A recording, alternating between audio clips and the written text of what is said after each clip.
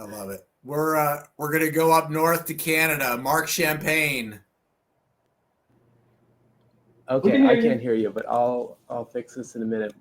My question, it might be the headphones. I recently watched Roger Federer's documentary, and there was this line where they said a lot of people feel like my play looks effortless, and his response was really interesting. He said, I do a lot of work, obviously, to make my play appear effortless. So I was just wondering whether this is in your athletic career or entrepreneurship or your mind, like really anything.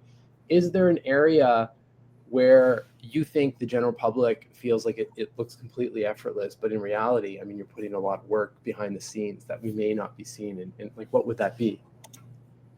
So you still can't hear me, Let me though? get the sound going here. Keep going. Okay. I'm like, okay, I know you all can hear me, but the person asking the question can't hear me. Can you hear me now? No. Well, tell them what I said later. Yeah, we will. It's recorded, Laila. We'll tell them. Okay. All right. Well, I will say that, yeah, I mean, that's part of it. I think that most people are intelligent enough to know that it doesn't just happen without any work, but they may not realize how much work it actually takes. So, and the details involved in that. So for me specifically, I'll just say really quickly that when I used to spar and train, I used to always train with men, and I would train not because they were necessarily just better, because I was 168 pounds, 175 pounds, and it was hard to find women that size to box with. So it's normal. A lot of women box with men. But for me, I also would look for people who were more talented, more experienced than I was, so that when I got into an actual fight with someone in my weight class and my level of experience, it would be easy.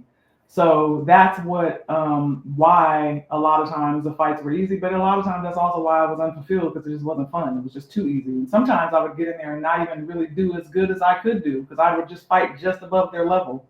It's like, why pull every tool out my toolkit if I don't need it, So that was the thing. That's a whole nother conversation.